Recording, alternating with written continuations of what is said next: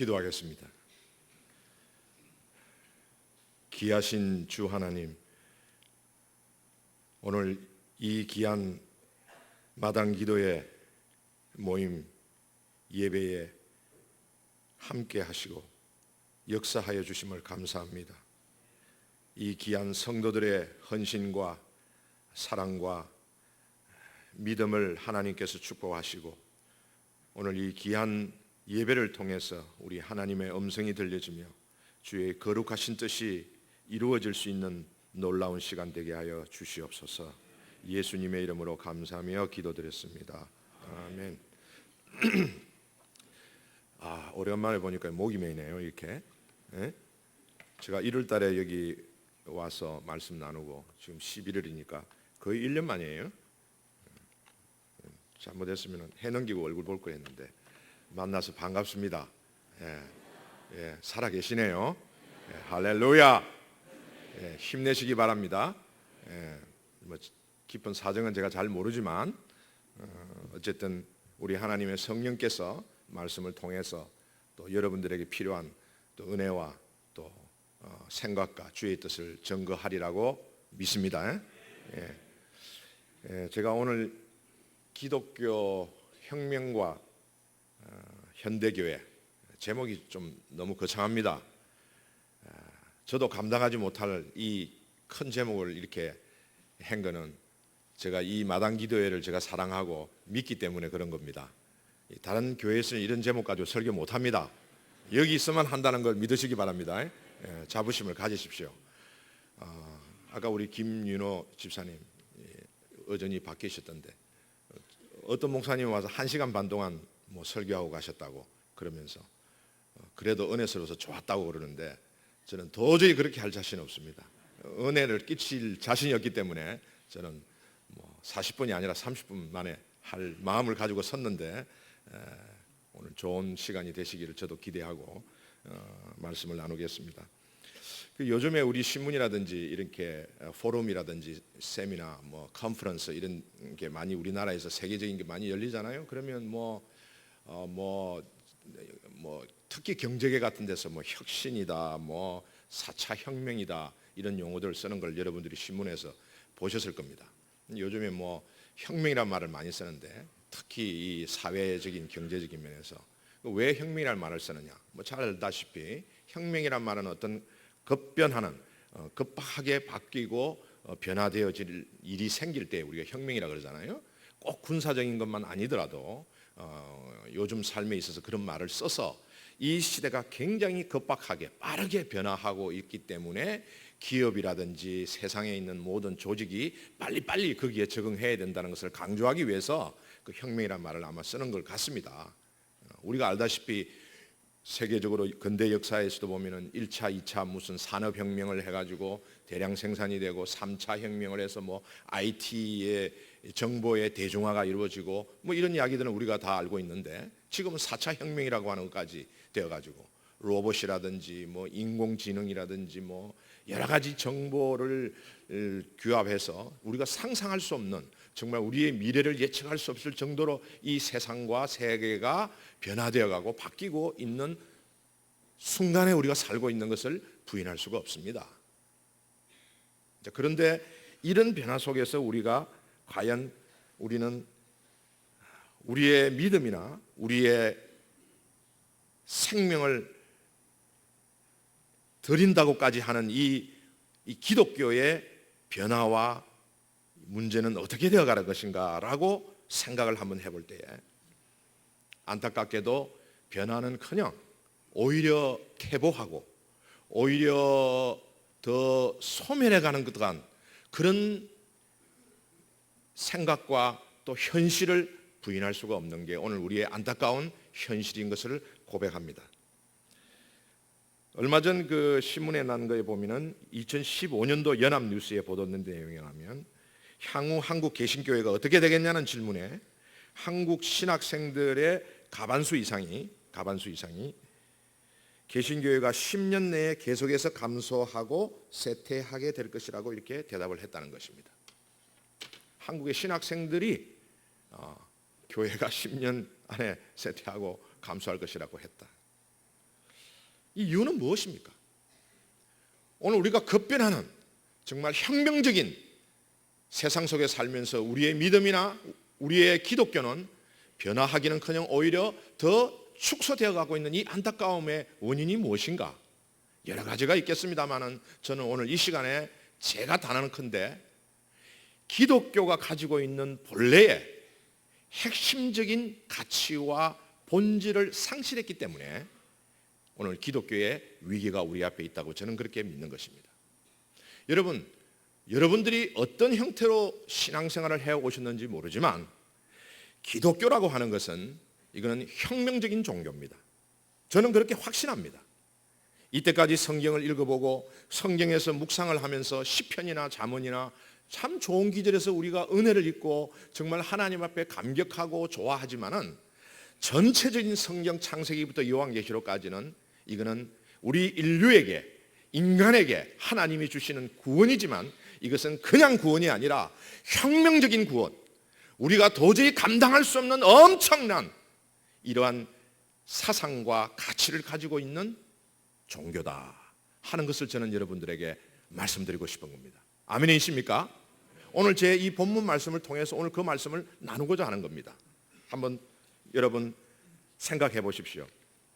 예수 그리스도가 이 세상에 오셔서 사실 죽으시고 십자가에 죽으신 것은 영적으로 말하면 우리의 구원을 위해서였다고 하지만 사실 역사적으로나 사회적으로 볼 때, 종교학적으로 볼 때는 그분은 정말 점잖게 평범한 종교의 교리나 스승으로서 지내셨다면 그렇게까지 가지 않았을 건데 예수의 하신 행적과 예수의 하신 말씀 이런 것들이 정말 그 당시의 상황에서 볼 때는 혁명적인 사상과 가치를 가지고 증거하고 주장했기 때문에 바로 그것을 싫어하고 그것 때문에 기득권을 누리고 있었던 종교 지도자와 정치 지도자들에 의해서 십자가에 처형당하신 겁니다.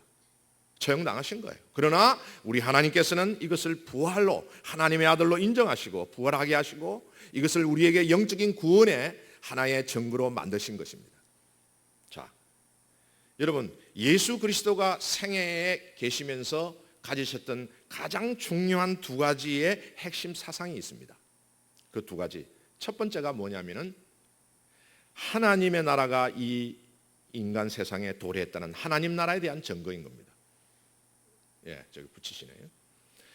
예수 그리스도의 첫 번째 메시지가 여러분 알다시피 마태복음, 누가복음, 마가복음에 다 보면은 회개하라 천국이 가까웠느니라. 그렇죠? 천국은 천당이 아닙니다. 제가 말씀드린 것처럼 회개하라 천국이 가까웠다는 말은 하나님의 나라가 이 세상에 이제 임하였다는 이 말씀으로 시작했고 이것이 복음이라고 했습니다. 복음은 무엇인가?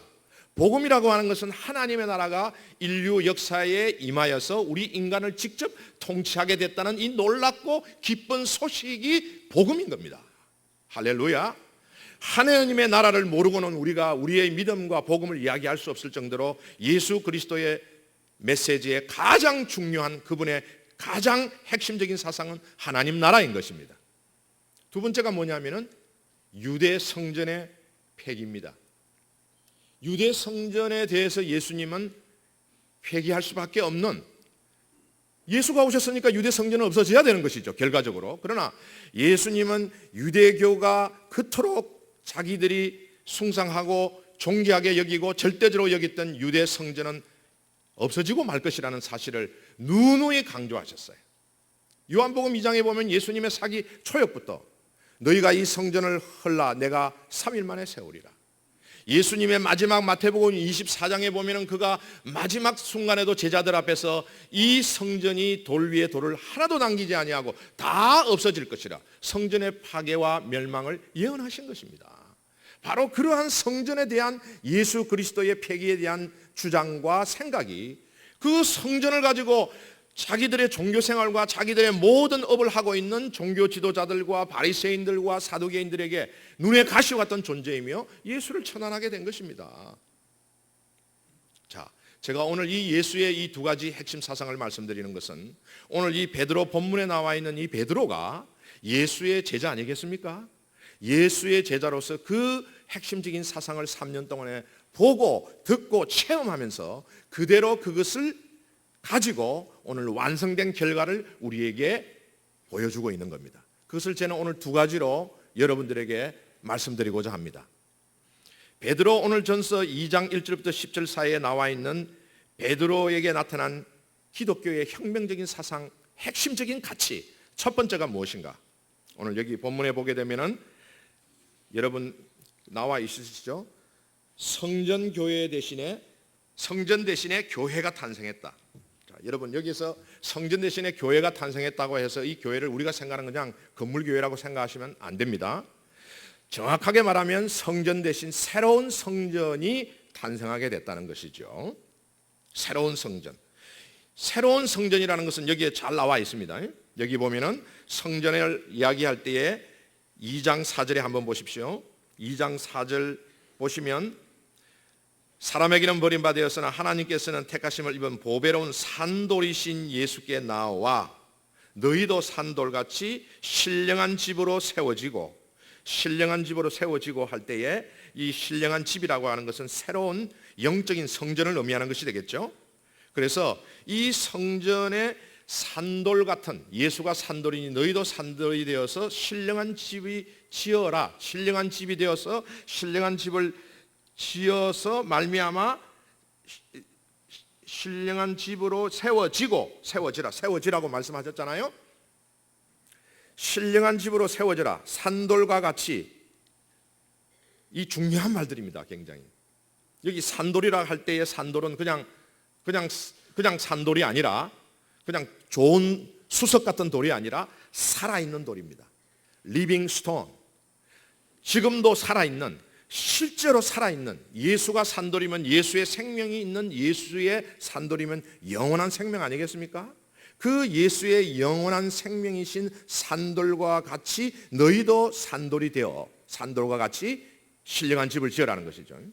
이 산돌이라고 하는 것은 하나님 예수 그리스도와 우리 사이에 나누고 있는 영원한, 지금부터 영원까지 나눌 수 있는 영원한 생명의 돌이라는 뜻입니다. 그러니까 하나님의 교회는 영원한 생명을 가지고 있는 돌로서 새로운 성전이 만들어지고, 두 번째는 뭐냐면 신령한 집으로 지어져서 신령한 제사를 드릴, 여기 신령한이라는 말이 두 번, 세 번 나오잖아요. 본문에 여러분 보시면 이 신령한 집이라는 말도 굉장히 중요한 말입니다. 그래서 제가 여기 화면에 그거를 보여드리려고 일부러 했는데, 이 신령한이라는 말은 spiritual이라는 말, 영적이라는 말로 영어로 번역이 됩니다만은, 이 신령이라는 말은 원래 푸뉴마라고 하는 말, 이 신약에서 가장 많이 나오는 단어 중에 하나가 영, 스피릿이라는 뜻입니다.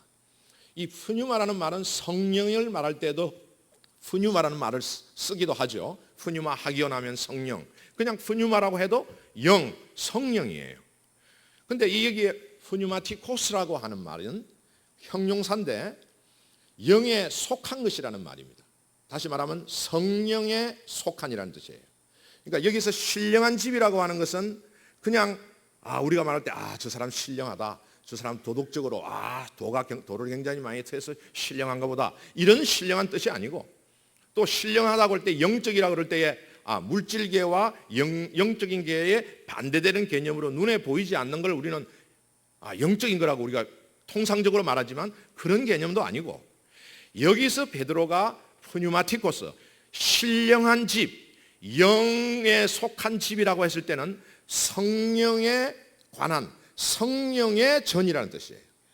성령을 빼고는 이 단어를 사용할 수가 없다는 거예요. 특별히 신약 성경에서는. 왜냐 그러면 LXX라고 하는 구약 성경을 헬라, 그 당시에 그리스 말로 번역된 구약 성경이 있어요. 그 성경에 보면 하나님의 영이라고 하는 창세기 1장에 하나님의 영이 나오잖아요. 푸뉴마라는 말은 나오지만 푸뉴마티코스라는 말은 한 번도 나오지 않는다는 거예요. 학자들이 성경을 연구해 보니까 이 형용사, 지금 나와 있는 신령한이라는 말은 예수 그리스도 이후에 성령이 교회에 임한 이후에 사용되어진 단어다라는 사실이고요. 두 번째는 베드로전서 1장 12절을 한번 보시기 바랍니다. 1장 12절을 보시게 되면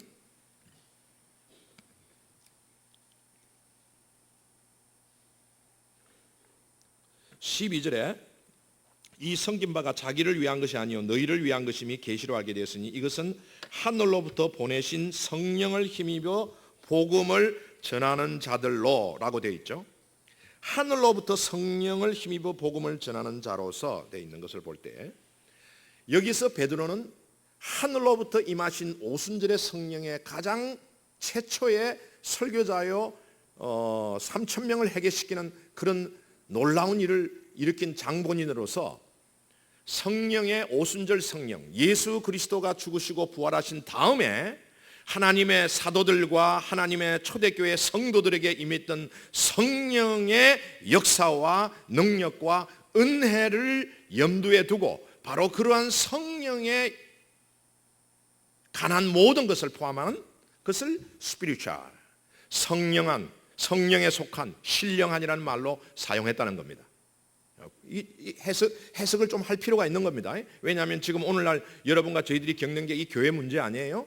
교회 문제를 겪는데 그 근거를 확실한 것을 알 필요가 있기 때문에 오늘 특별히 말씀드리는 겁니다. 그래서 오늘 여기 본문에 나와 있는 너희는 산돌이신 예수와 같이 신령한 집으로 세워지고 기쁘게 받으실 신령한 제사를 드리라고 할 때에 이 신령한이라는 말은 그냥 우리가 평범하게 넘길 말이 아니라 굉장히 중요한 교회를 우리가 논하고 생각할 때에 결정적인 요소가 된다는 말을 강조하고 싶어서 제가 여러분들에게 말씀드리는 겁니다.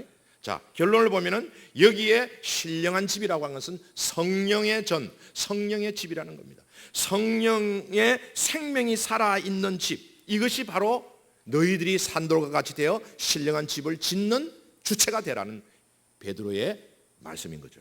믿으시겠습니까? 이때까지 있던 유대 성전은 이제는 아무 쓸모가 없고 이것은 없어질 것이라는 거죠. 이미 단언하고 있는 거예요. 베드로가 이 글을 썼을 때는 AD 63년경으로 보고 있습니다. 대충. 근데 역사적으로 볼 때에 유대 성전은 언제 없어졌냐면은 AD 70년경에 없어졌어요. 이 글을 쓴 이후 7년 후에 없어졌고 아직 베드로가 이 글을 유대인들에게 썼을 때는 성전이 엄연히 살아 있었어요. 그럼에도 불구하고 지금 있는 성전은 아무런 하나님 앞에서 의미가 없는 것이고 이제 새로운 성전이 있는데 그 성전은 바로 너희들 자신이 성전이 되라, 성전이다라고 우리에게 확신을 시켜주고 있는 것입니다. 믿으시기 바랍니다.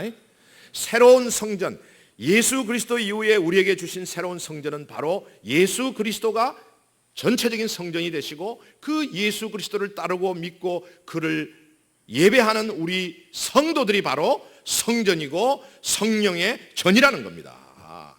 그래서 바울은 말하기를 너희가 하나님의 성전이고 성령이 너희 가운데 계신 줄을 알지 못하느냐. 너희는 살아계신 하나님의 성전이라. 고린도후서 6장 16절.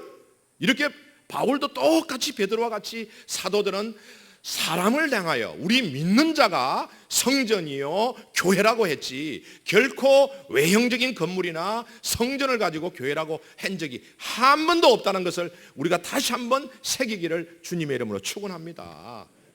확실해야 됩니다.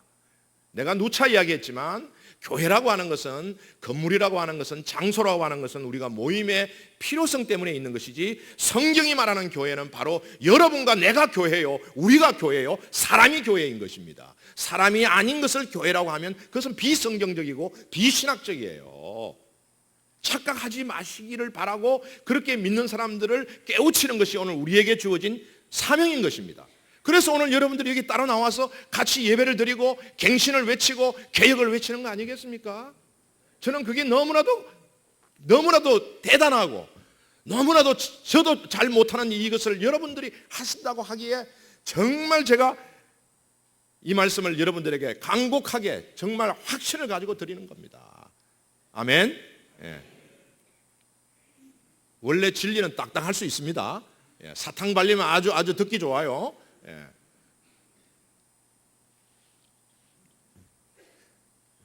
자, 두 번째 복음의 혁명의 결과 베드로의 핵심적인 사상은 뭐냐면은 만인 제사장입니다. 만인 제사장 많이 들어보셨죠?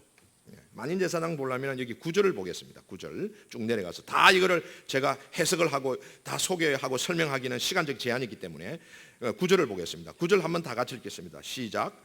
오직 너희는 택하신 족속이요 왕 같은 제사장들이요 거룩한 나라요 그의 소유된 백성이니. 여기에 여기까지. 여기서 특히 주목할 것은 제사장이라는 단어입니다. 여기 제사장이라는 단어를 또 한번 제가 소개를 올리려고 합니다. 이 헬라 성경 원어가 여러분들에게 낯설기 때문에 제가 이렇게 일부러 저렇게 써서 보여드리는데 참고만 하시기 바랍니다. 여기에 제사장이라고 할 때, 왕 같은 제사장이라고 할 때 이 제사장이라는 말은 헬라 원어로 히에리우스라는 말입니다. 히에리우스, 제사장이란 말입니다. 근데 또 다른 비슷한 말이 하나 있는데 그게 뭐냐면 히에라튜마라는 말입니다. 히에라튜마. 앞에 거는 남성 명사고 히에라튜마는 중성 명사입니다. 헬라어에는 남성, 여성, 중성이라고 이렇게 나눠져 있어요. 참고로 아시기 바랍니다. 근데 그 히에라튜마라는 말은 제사장직이라는 말입니다. priesthood. 조금 다르죠. 히에라스라는 제사장이라는 말은 제사장이라는 거예요. 제사장이 있어요. 근데 히에라튜마라는 말은 중성으로서 제사장 직분, 제사장 직책이라는 겁니다. 조금 다르죠. 제사장으로 쓰기도 하지만 정확하게 말하면 베드로는 여기서 너희는 왕 같은 히에리우스 제사장이라고 하지 않고 제사장 직분을 가진 사람들이라고 이렇게 말했다는 겁니다. 이게 뭐가 그 중요한 차이겠는가 생각하지만 저희 같은 사람한테는 굉장히 중요한 거거든요. 이 말 단어 하나가 결정적인 어떤 무언가를 지울 수 있는 것이 바로 성경의 이 본문 말씀이기 때문에, 그래서 성경 말씀이 하나님의 영감된 말씀이라 그러고 이 말씀은 무어하다 그러고 이 말씀 때문에 헬라어, 히브리어를 공부하고 그러잖아요. 신학교 가면 꼭 해야 될 게 이거예요. 그거 안 하고 한다는 거는 뭐 신학교 안 가도 얼마든지 은혜 받고 최태민이처럼 받았다 이래가지고 목사 안수 받고 돌아다닐 수 있잖아요. 그러면 절대 안 되는 거거든요. 가짜 진짜는 신학교 가서 정말 하나님 말씀을 오늘을 한 번이라도 보고 공부하고 연구했느냐, 그런 기준이 뭔가 기준이 몇 가지 있는데 그거 있어야 되는 거예요. 그 중에 하나가 뭐냐면 여기에 왕 같은 제사장이다. 여기서 제가 제사장이라고 할 때에 제사장직과 제사장이 다르다고 하는 말씀을 하는 이유는 뭐냐면은 여러분 보십시오. 베드로는 이미 자기 마음속에 제사장이라고 하는 것은 없어졌어요. 제사장은 유대교에서만 있는 것이지 예수 그리스도를 따르는 예수의 사도와 예수를 믿는 성도들에게 있어서는 제사장이란 게 없어요. 그죠? 제사장 직분은 있는 거예요. 할렐루야. 제사장직을 우리가 받아서 제사장 일을 한다는 겁니다. 그게 우리에게 주어진 하나님의 권면이요, 우리의 책임이요, 우리의 권한이에요. 권한. 자, 제사장은 무슨 일을 했는가 한번 보시겠습니다. 그러면 구약 시대의 제사장은 두 가지를 했어요. 하나는 제사를 드리는 거, sacrifice 하는 거죠. 두 번째는 성전 봉사, service 하는 겁니다. 성전의 일을 다 도맡아 했어요. 이제 이게 신약 시대에 와서 어떻게 되느냐? 제사장이 하던 sacrifice는 예수 그리스도가 우리를 위해서 sacrifice, 희생해서 죽으셨고 우리의 제물이 됐었기 때문에 우리는 그를 찬양하고 노래하는 겁니다. 그걸 뭐라 그럽니까? worship이라 그러죠. 예배하는 겁니다. 예배는 찬양과 기쁨과 하나님께 드리는 것. 우리가 sacrifice해서 우리가 죽을 필요는 없는 거예요. 죄 때문에 죽을 필요는 없는 거예요. 두 번째가 뭡니까? 성전 봉사, 성전에서 사역하는 거죠. 그 성전 봉사 서비스가 뭐가 됐어요? 신약 시대에 와서 사역, 미니스트리가 된 거예요. 미니스트리가 된 거예요. 그러니까 이 미니스트리라고 하는 거, 보통 미니스트리라 그러면 사역자, 전도사, 미니스터, 프리처, 목사, 설교자, 동일한 의미로 다들 쓰고 있잖아요. 보통 영어에서 실제로 우리 그렇게 하고. 그러면 제사장직을 우리 모두가 하나님의 교회요, 우리는 왕 같은 제사장이라고 베드로가 말했다는 것은 그냥 옛날 구약 시대의 제사장이라고 이렇게 이름 붙여준 것이 아니라 제사장은 없어졌고, 그러나 그 제사장이 하던 일이 있는데 그 두 가지가 있는데, 하나는 sacrifice 드리는 것이 예수 그리스도 말미암아 우리는 하나님 앞에 예배를 드리게 되고, 그 다음에 성전 봉사를 하던 것이 우리는 하나님의 사역을 하게 됐다는 겁니다. 할렐루야. 우리는 목사이건 장로이건 집사이건 우리가 붙여놓은 명칭과 관계없이 우리 하나님께서 예수 그리스도를 통해서 성경을 통하여 말씀하시는 것은 우리 모두가 하나님 앞에 언제 어디서나 예배를 드릴 수 있고 우리가 언제 어디서나 하나님의 위하여 사역할 수 있는 사역자다 하는 것입니다. 아멘. 아멘이십니까? 할렐루야. 예. 이것이 성경이 말하는 혁명적인 사상입니다. 이런 것 때문에 예수 그리스도와 베드로가 유대인들에게 다 순교당하고 죽었잖아요. 그 당시에 계급과 유대교의 그 차별과 이방인과 유대인 간의 그 어떤 분리, 이 엄청난 사회의 괴리 속에서 기독교는 말하기를 이방인과 유대인이 하나 되어라, 하나 되어서 만든 지체가 교회다. 유대교에서 만드는 제사장 이제 없다. 제사장은 아론과 레위에서 나오는 금수저 계파에서만 나오는 거예요. 아무나 되는 게 아니었다는 것이죠, 구약에.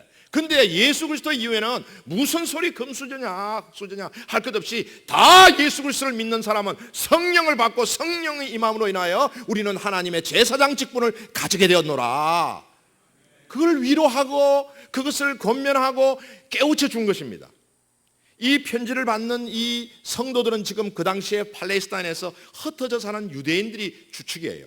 바울은 이방인 선교를 나갔고 베드로는 유대인 선교를 주로 맡아서 한 것입니다. 그래서 이것은 흩어져 있는 힘없는 그 당시에 팔레스타인 난민 같은 사람들이에요. 난민과 같은 이 사람들 중에서 예수를 믿은 사람들이 있었어요.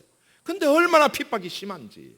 로마로부터 유대인으로부터 그 다음에 아무런 교회당 건물 하나 없죠. 어디 모일 수 있는 어떤 아무런 근거도 없죠. 성전이라는 것은 예루살렘에 있는데 거기 갈 수도 없죠. 이런 상황 속에서 믿음이 약해지고 힘이 없고 여러 가지 곤란한 상황에 있을 때 베드로는 강력한 예수 그리스도의 혁명적인 사상을 그대로 전수받은 수제자로서 오늘 여기에 너희가 바로 하나님의 교회니 성전 그리워하지도 말고 가까이 갈 생각도 하지 마라. 너희가 하나님의 살아있는 성전이노라. 할렐루야. 이렇게 격려하고 우리에게 하나님의 깊은 진리를 우리에게 말씀하고 있다는 겁니다. 뿐만 아니라 너희는 하나님의 제사장이느니라. 이제 너희가 제사장이 되어서 하나님 일을 할 수 있는 권한과 권세와 능력을 가졌노라. 이런 말씀을 우리에게 주고 있다는 게 놀라운 일 아니겠습니까? 그 당시 상황을 볼 때 이거는 혁명적인 외침이요 사상이요 본질입니다. 저는 그렇게 확신합니다. 그렇기 때문에 기독교가 이러한 것을 가지고 탄생되었고 초대교회가 시작되었는데도 불구하고 오늘 우리의 현실은 그렇지 않는 거예요. 너무나도 성경에서 벗어나 있는 거예요. 너무 많이 벗어나 있는 거예요. 여러분, 우리 개신교회가 언제부터 시작됐어요? 기독교 역사에서 아시잖아요. 종교개혁 때뿐 아닙니까? 그죠? 카톨릭으로 쭉 한 교회로 오다가 우리가 믿는 이 개신교 프로테스탄트라고 하는 것은 항거하여 혁명을 일으킨 거예요. 프로테스탄 해가지고 종교개혁을 일으켜서 우리가 믿는 이 신앙을 가지게 됐잖아요. 이게 우리 프로테스탄트 개신교회인데 참 안타까운 것은 개신교회가 생겨나고 마틴 루터와 존 칼빈이라는 분들이 이런 개혁적인 사상을 가지고 새로운 하나님의 믿음과 교회를 생성하여 이렇게 만든 것은 너무 크고 잘한 일이지만은 지금 와서 볼 때 이것은 완전한 개혁이 아니었다는 거예요. 반쪽 개혁이라는 겁니다. 왜 그런가? 여러분 잘 알다시피 마틴 루터부터 시작되어진 오직 의인은 믿음으로 살리라. 그죠? 그리고 우리는 오직 믿음으로만 구원받지 다른 어떤 행위나 의로운 것이나 아무것도 우리에게 필요 없이 오직 예수를 믿는 순수한 믿음으로만 구원받는다는 이 위대한 이 이신칭의의 진리를 갖다가 외치면서 개신교회가 시작된 거 아니겠습니까? 그런데 그건 인간의 한계고 역사의 한계라고 볼 수도 있겠습니다만은 결과적으로 볼 때에 그 당시 개혁자들은 이 문제에 대해서는 완벽한 개혁을 했지만은 교회론에 대해서는 개혁을 하지를 못했어요. 무슨 말이냐 하면 그 당시에 많은 사람들이 가톨릭 교회당 엄청나게 중세기에 지어난 거 보셨잖아요. 유럽에 가면은 엄청나게 어리하게 지어난 그 교회당에 모이는 그 교회당에서 나오기는 했지만은 그 교회당의 교회론 그 교회에 관해서 벗어나지를 못했다는 거죠. 역시 교회관을 그대로 개신교에서 가져와 가지고 역시 교회 건물에서 모이고 그 건물에서 모이는 것이 교회라고 생각하고 그래서 그 교회를 크게 하는 것이 전도를 크게 하는 것이고 하나님께 영광 크게 돌리는 것이고 하나님 앞에 모든 것을 다 하는 것이라고 생각하고 가르치고 이때까지 내려온 거예요. 결과 어떻게 됐어요? 우리 개신교회가 훨씬 더 많은 교회를 가지고 엄청난 양적으로 많은 교회를 우리 개신교회가 가진 것은 사실 아닙니까? 그죠?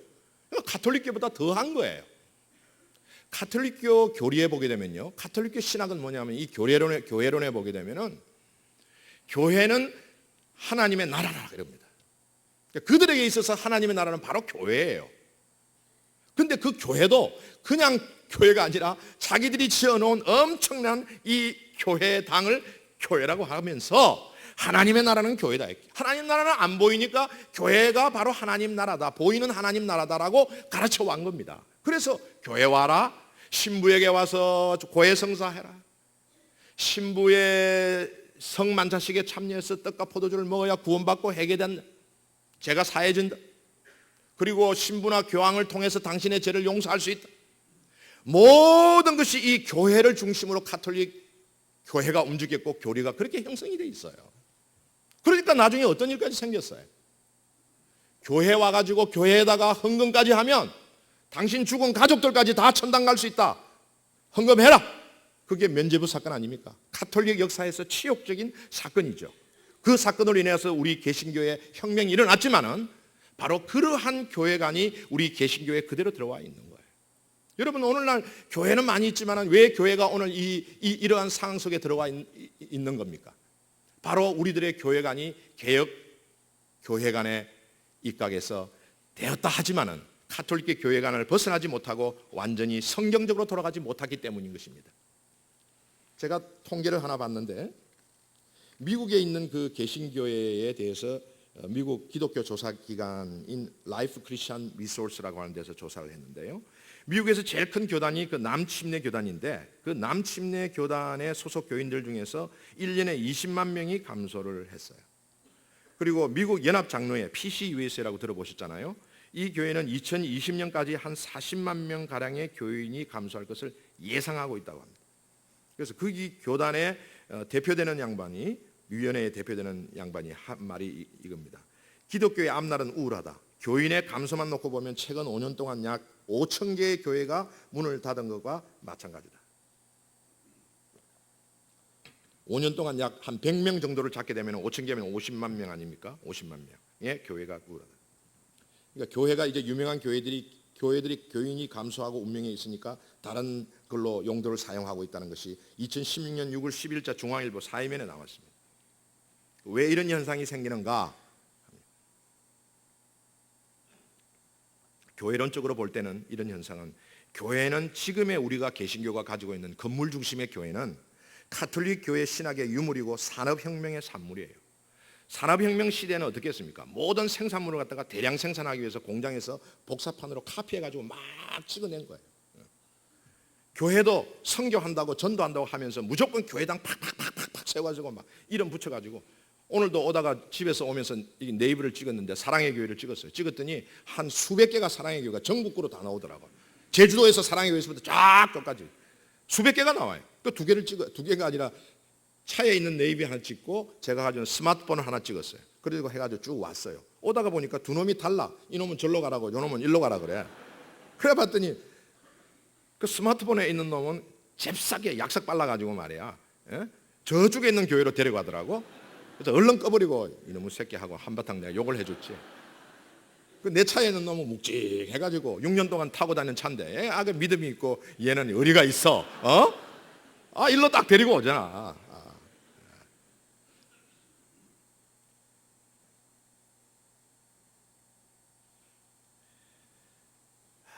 그러니까 이 교회를 건물로 평가하는 이상 우리가 오늘날 우리 한국 기독교가 건물 교회를 가지고 교회의 교세나 뭐 믿음이나 어떤 그 뭐 하나님의 뭐 뜻이냐 이거를 논하는 이상 교회는 죽어갈 수밖에 없다는 겁니다. 제 말 안 하고 싶은 요지가 그거예요.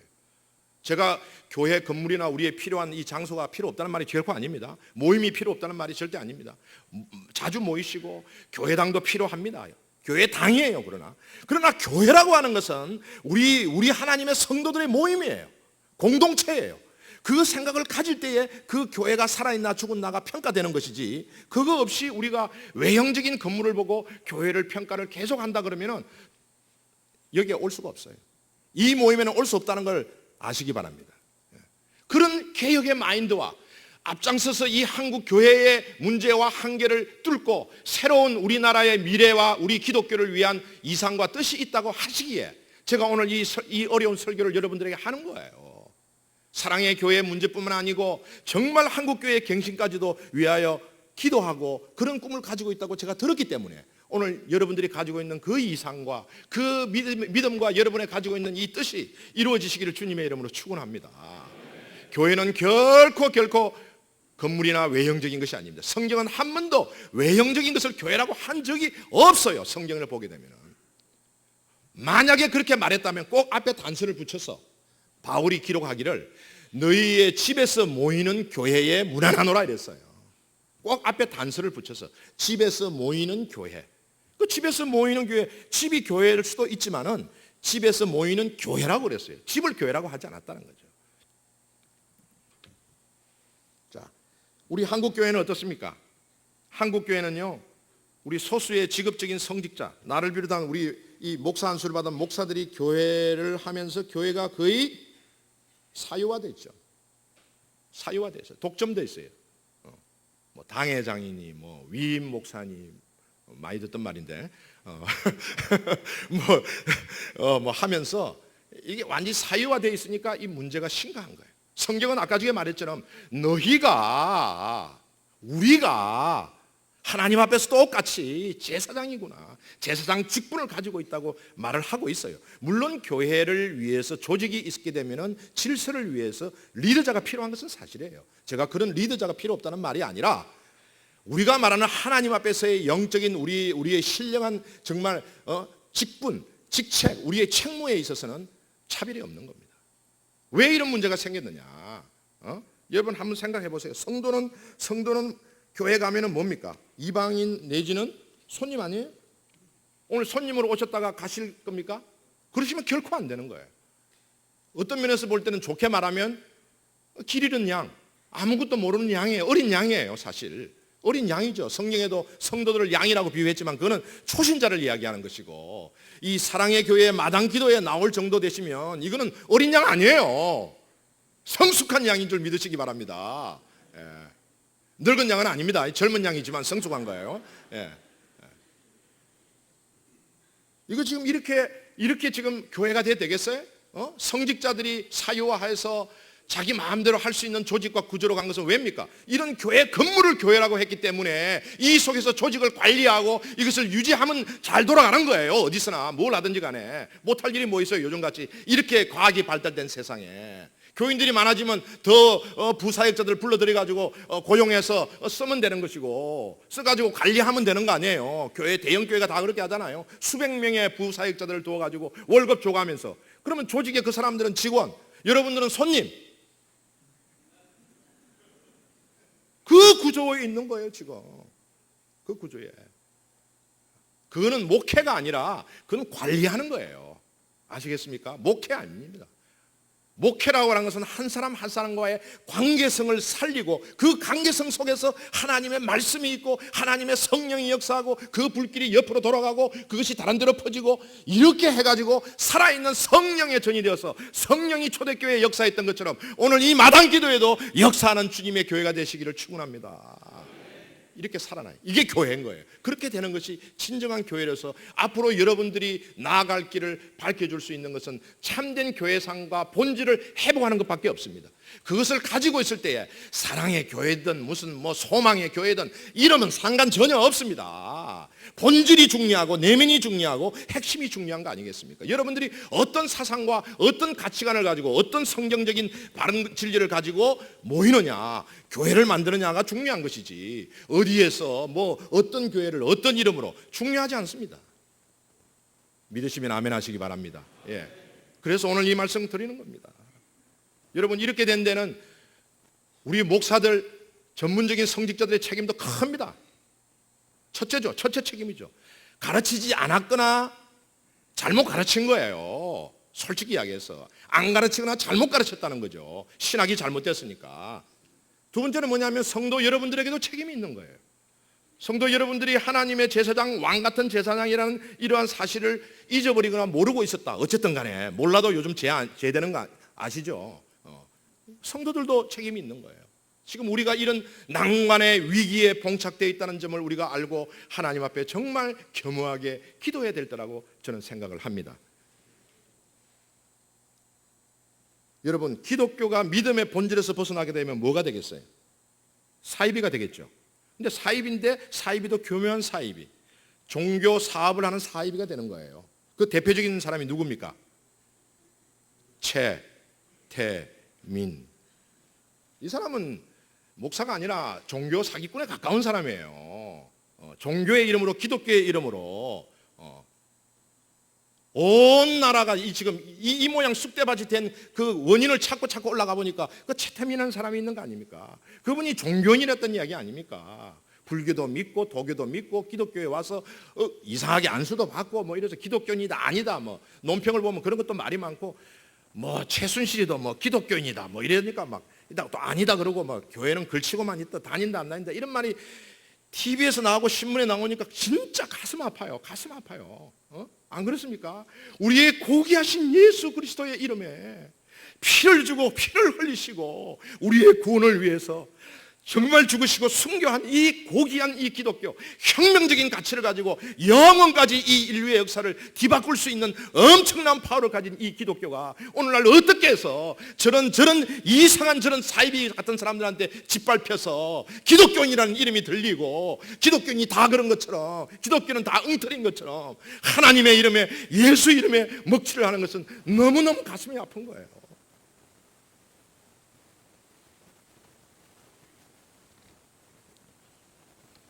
오늘 교회가 성령의 전인, 이 성령의 생명의 성령의 전인 것을 망각했을 때에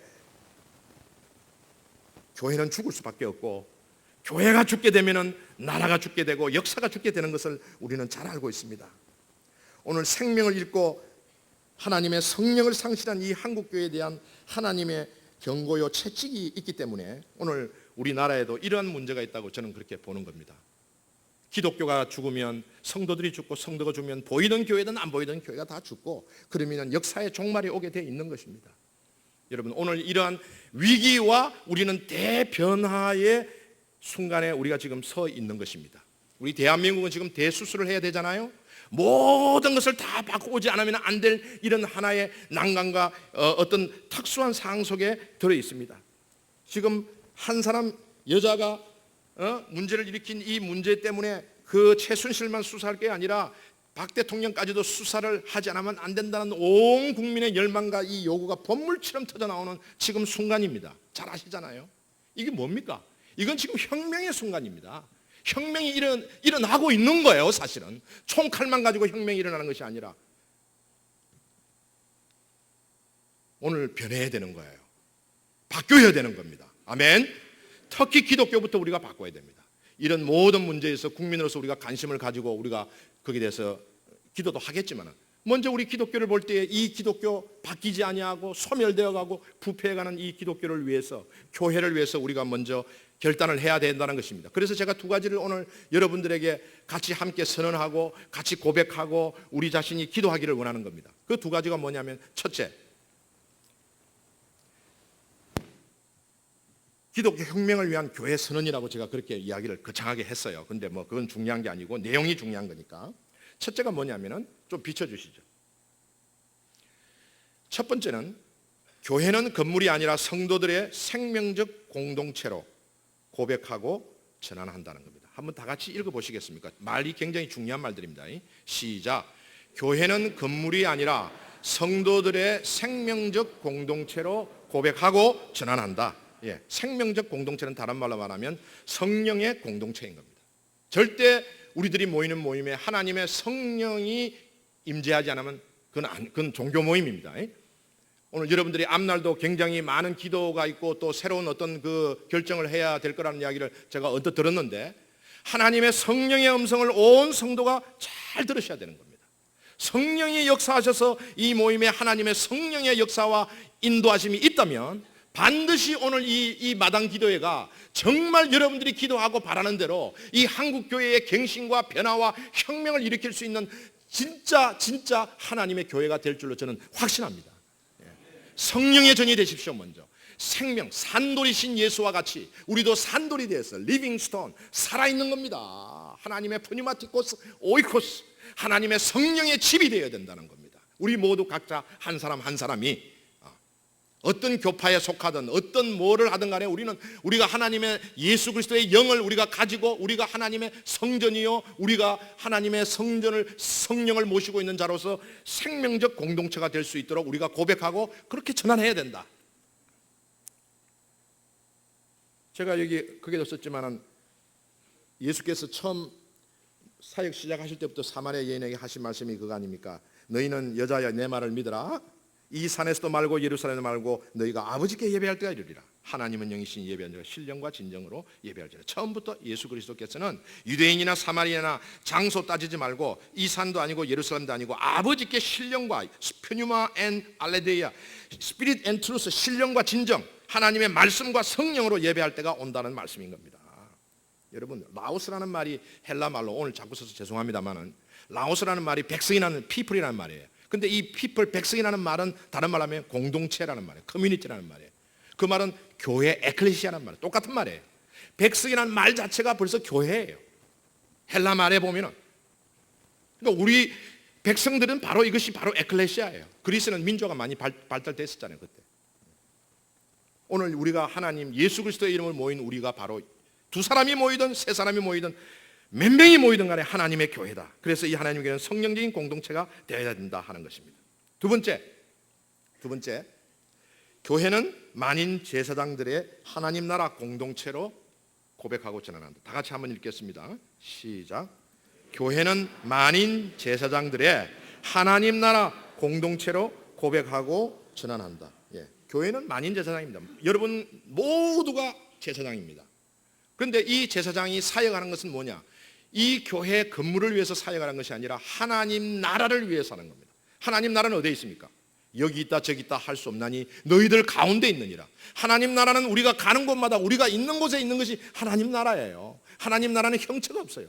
우주 공간 어디든지 하나님 나라가 있는 거예요. 특히 예수 그리스도가 거기서 임재하고 계시고 권세가 나타나는 곳은 당연히 하나님의 나라가 강력히 존재하고 있는 것이죠. 현재 살아있는 존재하고 있는 활동하고 있는 것이 하나님의 나라입니다. 그 하나님의 나라의 일부분의 표시가 보이는 교회예요. 교회는 그 뒤에는 엄청난 하나님의 나라가 있다는 것을 우리는 자꾸 듣고 깨닫고 생각하고 성경을 연구하셔가지고 우리는 하나님 나라의 만인 제사장이라는 개념과 확신을 가지고 있어야 우리가 어디에 가든지 하나님의 나라는 여기에 구속될 게 없잖아요. 여기에서 일하는 사람은 사역자, 여기는 전도사, 목사고 나가면 아무것도 못하고 그런 게 아니라는 거죠. 하나님 나라의 만인 제사장은 제사장 직분을 가지고 있는 우리 하나님의 백성들은 어디에 가든지 무엇을 하든지 하나님 나라를 건설하고 하나님 나라 안에서 하나님의 사역을 하는 겁니다. 할렐루야. 앞으로의 교회가 이렇게 된다고 나는 그렇게 생각을 하고 있습니다. 저는 감히 그렇게 말하고 싶습니다. 눈에 보이는 이런 건물적인 교회는 점점점 작아지고 없어질 것이고 우리 성도들이 가는 곳에 무형체적인 보이지 않지만 교회같이 느껴지지 않지만 바로 그 속에 성령이 역사하고 하나님의 말씀이 역사하는 그런 교회들이 앞으로 막 생겨날 것이라고 저는 그렇게 확신하는 겁니다. 자, 말씀을 맺으면서 기도하려고 합니다. 여러분 오늘 여러분과 저는 사실 예수 대충 믿으려고 한 거 아닌 거 아시죠? 여러분 예수 믿고 복도 많이 받으셨잖아요. 예수 믿고 부자도 되셨죠? 근데 그게 전부 아니거든요. 우리가 복 받고 잘 살라고 예수 믿으면 큰 착각인 겁니다. 여러분 기도 많이 하시죠? 자식을 위해서. 자식 잘 되라고 기도하고 자식 성공하기를 바라고 자식 평강이 오기를 기도하는 거 부모 마음 똑같잖아요. 그러나 그것 때문에 기도하고 자식이 그런 거 위해서 예수 믿는다는 것은 잘못된 겁니다. 그건 기복신앙이요, 세속신앙이요, 무속신앙이요, 우상신앙인 것입니다. 우상숭배는 탐욕입니다. 제일 하나님이 미워하는 것이 우상숭배인데 탐욕에서 나오고 탐욕은 어디서 나옵니까? 돈에서 나오잖아요. 모든 이 세상의 범죄가 돈과 얽혀있지 돈과 관계없는 게 있습니까? 절대로 우리는 이러한 세상에서 잘 살기 위하여 평강을 하기 위하여 성공하기 위해서 예수 믿고 신앙생활하면 안 됩니다. 오늘 베드로에서에 나오는 것처럼 예수님이 우리에게 주신 초대교회의 이 기독교의 정말 혁명적인 핵심과 가치는 고난과 고통 속에서도 다시 부활하여 일어서고 고난 속에서도 견디어 이어나가며 하나님의 생명으로 승리하는 그런 산돌, 살아있는 돌 같은 신앙인 것을 믿으시기를 바랍니다. 아멘이십니까? 예, 이런 신앙을 우리 가지시기를 바라고, 오늘 여러분 여기 계신 여러분들은 이미 한국교회의 갱신과 우리 교회의 갱신을 위하여 선두주자가 되셨고 운명적으로 그렇게 되셨어요. 이미 여러분은 운명적으로 그렇게 되신 거예요. 이 자리에 앉아 있어서 제 설교를 들은 이상 이제는 잊을 수가 없습니다. 도망갈 수 없습니다. 들었잖아요. 제가 말했잖아요. 구두로 정언하는 것도 그 정언의 효과가 있습니다. 오늘 우리 앞에 거대한 하나님의 우주, 이 우주를 통치하시는 하나님, 이 우주 속에 역사하시는 하나님의 나라가 우리 앞에 있습니다. 앞으로 여러분들이 생각하실 때는 하나님의 나라를 먼저 생각하시고 하나님의 나라의 의를 먼저 구하시고 그 다음에 내가 속해 있는 우리 공동체, 교회 이렇게 생각하십시오. 생각의 순서를 바꾸시길 바랍니다. 여기에서 우리가 하나님 나라가 현존하고 있는 이때에 우리는 예수 그리스도를 우리 가슴에 받아들이고 그의 나라의 제사장직을 수행하기 위하여 구원받았다는 것을 고백하시고 믿으시기를 바랍니다. 오늘 성령의 믿음, 하나님이 주신 이 놀라운 기독교의 혁명적인 신념을 가지고 전진하고 나아가서 한국교회의 등불이 다 되시기를 주님의 이름으로 축원합니다. 감사합니다. 기도하겠습니다. 우리 하나님 아버지, 오늘 하나님의 초대교회의 사도들을 통해서 주신 우리 기독교의 태생적인 이 믿음과 가치관과 사상들을 같이 나누었습니다. 우리 기독교가 정말 혁명을 가지고 이 세상을 뒤바꾸고 이 세계를 바꿀 만한 능력과 말씀과 은혜를 가졌는데도 불구하고 오늘 우리가 정말 하나님 앞에 자랑스럽지 못한 교회와 기독교의 일원으로서 이 땅에 살고 있는 것을 고백하고 회개합니다.